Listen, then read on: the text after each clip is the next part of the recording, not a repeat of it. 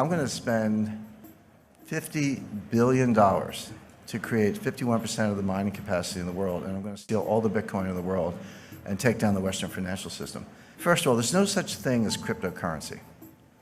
There are 1,000 cryptocurrencies. In other words, you cannot speak generically about cryptocurrencies. Jim Rickards hates cryptocurrencies. That's not true. I really, really dislike Bitcoin, and I'll tell you why. But there are cryptocurrencies out there that I think are very interesting and worth your consideration. I'm for it. I'm against it. Cryptocurrency means nothing. You have to talk about the specific currency. And I'm showing Bitcoin, Litecoin, Monero, and Ether. By the way, isn't it fascinating how the graphical representation of cryptocurrencies is always a gold or silver coin? Bitcoin's gold and Litecoin's silver, Monero's both, and Ether is gold. I mean, what are they trying to say? I think that psychologically what they're saying is, well, this is nothing, but if we pretend it's a gold coin, then someone will buy it. But I just find this a little bit of an aside. But no, it's the same thing is true with fiat currencies. You can't be like or dislike fiat currencies generically. Some people do because they just hate central banks. I understand that. But it's a big difference between a Venezuelan bolivar and a euro, big difference between a Zimbabwe dollar and a US dollar. So in other words, don't talk to me about cryptocurrencies. Tell me what specific one you want to talk about, and that's a more interesting conversation. I think it's really important because this field is so muddied, the conversation is so muddied, people not distinguishing between blockchain and currency, not distinguishing between different types of currencies, et cetera. I think we need to step back, take a deep breath, and be rigorous in our analysis and think about what we're actually talking about. There's no such thing as a blockchain. There are hundreds of blockchains. In other words, every currency, every token, every so-called smart contract, if you're using Ether, has a different blockchain.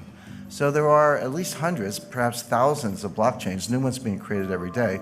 So again, don't talk to me about blockchain. Tell me which specific blockchain you're talking about, because they're not all the same, and this is critical. The main difference, there are many differences in this blockchain technology, but the main difference is validation. Because remember, the whole idea of cryptocurrencies and blockchain and the original Bitcoin and what Satoshi Nakamoto came up with is that we're going to have a trustless system. We're not going to trust banks. We're not going to trust clearinghouses. We're not going to trust exchanges. We're not going to trust central banks. We're not going to trust anybody. We're going to have a decentralized system that a community can validate, and we don't have to rely on anybody in particular. That was the original idea. So the question is, what's your method of validation? And that's what distinguishes one blockchain from the other. So I've listed 4 of them here, but there are others. Proof of work, that's what blockchain uses. And you know what the work is? You got to factor these, 87-digit prime numbers into prime factors. It's a lot of computer crunching, completely clunky, completely inefficient, non-sustainable. I'll talk about that in a second. But that's Bitcoin. There's something else called proof of stake, meaning you actually, this is what Ether is based on. You demonstrate that you have a certain percentage of the processing power, so you step up based on your stake. There's proof of space.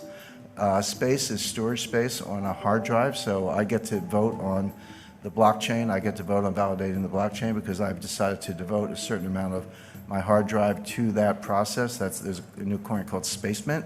And then there's the Byzantine Agreement, or Byzantine Agreement. There's a version of that called the Federated Byzantine Agreement, which I personally think is the best, much more robust to some of the problems we're talking about, and there are others. But the point is, don't talk about blockchain. Say, okay, what's your governance model? What's your validation model, et cetera? And then ask yourself, is that sustainable? Is that robust? Will that resist an attack? Are your cryptocurrencies going to be stolen? These are the questions you have to ask yourself, and there are no generic answers. So I cannot emphasize enough. Coin by coin. I hate to use the word coin, whatever, token by token, blockchain by blockchain. Be rigorous and ask yourself what's sustainable. Now, Bitcoin, Ripple, and Ether, and some of these other cryptocurrencies, not all of them, but the best known are going to fail. When I say fail, they're going to, Bitcoin might have a $200 value as a token for criminals. I think criminals and terrorists might find a use case at about $200 per Bitcoin, but they're basically not going to be anywhere near where they are today. Why do I say that? I don't want to make a claim without backing it up. The first point is they're non-scalable. Transaction times are slow, and then when you say that to Bitcoin people, they go, aha, the Lightning Network is right around the corner. You know, Lightning's going to, we'll see. You know, they said that about segregated witness. They said that about some of these other solutions. They don't seem to get community support. They keep forking the Bitcoin, meaning one day you wake up and there's 2 blockchains instead of 1, or whatever happened to that whole idea that we weren't going to have inflation and we weren't going to pull new cryptos out of thin air. But these solutions, you have to understand what the solution is. So what they're saying is nobody has a solution for the inherent slowness, clunkiness, non-scalability of the original Bitcoin blockchain. There's no solution for that. So when you hear about solutions, what are they?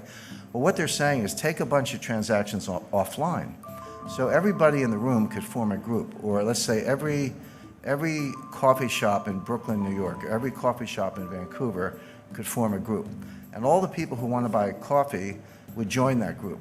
And we would agree, so we're in our own little bubble over here, and we would agree that all of our Bitcoin transactions among each other don't go on the blockchain. They just get settled in this sort of separate cloud over here, and then we net them out. So, you know, I pay you 5 Bitcoin, and you pay the person next to you 4, and he pays the lady in the back of the room 10, and she pays me 7, and we net it out, and then periodically, and it could be daily, weekly, monthly, or whatever, we net all this stuff out, and then we take that net and we put that on the blockchain, so that the amount of transactions that have to go on the blockchain is greatly reduced. That's true. But what are we doing? We've created our own network. I got to trust the coffee shops. How do I know they're not going to steal my money? In other words, it's only a solution because you're completely negating the original idea. Oh, sure. If you want to tear up the original idea and start over, that's fine. But don't tell me you're adhering to the idea of a decentralized, trustless network, because you're not. All you've done is create another network. Somebody, you know, I get trolled on Twitter all the time. People tell me I'm an idiot and I don't know technology and all that stuff. And then my more sour moods, I tell them I was coding before they were born. But as far as some of these things are concerned, somebody said, well, you don't understand payment channels, and I actually do. And I said, yeah, I understand payment channels. We had those in the 50s. They were called party lines, which is, you know, you pick up the phone and someone's talking, you got to ask them to get off the phone so you could go. In other words, there was an AT&T network, at least in the United States, but other people could jump in on this little side thing. You know, that's all it is. These are party lines. So that doesn't work. Non-sustainable. The energy usage to solve the problem and make the proof of work in Bitcoin is now greater than the annual energy output of Ireland. Imagine taking all the electricity used in Ireland in a year, and that's how much we have to use to crunch numbers. By the way, every applied mathematician will tell you that prime factoring is a trivial problem. It's like an uninteresting problem. But it takes a lot of computing power to do it because the numbers are so big and the possibilities are so great. So we're just wasting the entire electrical usage of Ireland. In a few years, it's going to be the entire electrical usage of Japan. Who in this room thinks that governments are going to allow Bitcoin miners to use as much electricity in a year as the entire country of Japan, the 3rd largest economy in the world?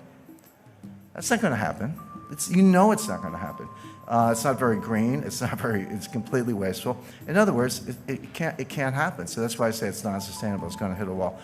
Non-regulated, you know, I don't have to remind you of all the frauds, new ones popping up every day. And it's not just exchanges. Exchanges are, how do exchanges work? Well, you know, I want to go to a Bitcoin exchange. Well, you got to go in, you got to open an account, just like Merrill Lynch or Charles Schwab, right? So, you know, or Toronto Dominion. So you go, you give me your name, your address, your social security number, your bank wire information, give them all that information, and then send them dollars. And they say, okay, you got some Bitcoin, here's your confirmation. Really? How do I know you didn't just take my dollars and send me a phony baloney confirmation? How do I know you're not, you know, a Ponzi? You're using new money to pay off the old money. How do I know you're not Bernie Madoff in, you know, with a computer engineering degree? How do I know you're not a bucket shop? How do I know any of those things? The answer is you don't. So good luck with that. Not to mention Bitcoin whales. They estimate there are 1,000 people who control 40% of the Bitcoin. Now you got millennials buying, 1/100th of a Bitcoin for, $10 or whatever the math is, $100. But you got these, I call them the whales, these 1,000 people who have 40% of all the Bitcoin. You don't think they have a big vested interest in keeping the price up? And you don't think they wash trade, do wash sales? So A sells to B for 10,000, B sells back for 11,000, A sells back for 12,000, B sells back for 13,000. This is called painting the tape. It's the oldest trick in the book. And there's no profit and loss because we're selling the same Bitcoin back and forth. But what we are doing is creating a ticker that gets the millennials, I shouldn't pick up millennials, 3 millennial children, but gets people all over the world, maybe a garage mechanic in South Korea took out a home equity loan or hocked his inventory, put his entire life savings into Bitcoin and has now been wiped out and is desperate and suicidal. That's what's going on. It's basically rich people stealing from the poor. Not a good business model in my view. And then finally, there's no use case other than criminals, terrorists, or tax evaders. Why is Bitcoin better than Visa unless you're a criminal? Now, if you're a criminal, I get it. If you're buying child pornography, you want to use the dark web and use some cryptos and all that. And if you try doing that with Visa, you'll probably get a call from the FBI. So I understand why it's good for criminals. But if you're not a criminal, if you're not a tax evader, if you're not buying child pornography, if you're not an arms dealer, if you're not a terrorist, then why is Bitcoin better than Visa? There's really no use case for it other than crime. And then it's not elastic. And this is important because there's a finite number of Bitcoins, 21 million Bitcoin. They're getting closer to that level every day. And everyone's like, this is a good thing because, the problem with central banks is they print all this money and we're going to have inflation. By the way, we haven't had any inflation for the last 8 years. Separate issue. I'll come to that if we don't run out of time. But, we hate central banks. They print too much money, blah, blah, blah. So we're going to cap the number of Bitcoin. But money supply has to be elastic. It can't be too elastic. The problem with central bank money is that it's too elastic. The reason, by the way, gold is such a good form of money is that it grows slowly. It grows at about the tempo of world growth. It grows at about the tempo of population growth. Not exactly, but close enough that it's the best form of money anyone's ever discovered. But the problem with Bitcoin, when you hit a hard stop, which they will, and the economy keeps growing, but you want to back it with Bitcoin, so here's your money supply and here's your economy, that's inherently deflationary, right? Because each Bitcoin's got to support more and more growth, meaning your Bitcoin is worth more in theory, but the problem is you never get there. Why? Because if you have a deflationary currency, there's no bond market. The money supply grows based on credit, based on loans, based on various forms of borrowing. The money supply is just a foundation, and the economy grows with credit. Nobody wants to borrow in a form of money that's going to be more expensive when you pay it back. I'm not talking about interest. That's always part of the equation. But I'm saying the money itself is worth more when you have to pay back the loan. No one's going to borrow on that loan, therefore no bond market, therefore no viable form of money. So these are all the reasons why this is going to hit the wall.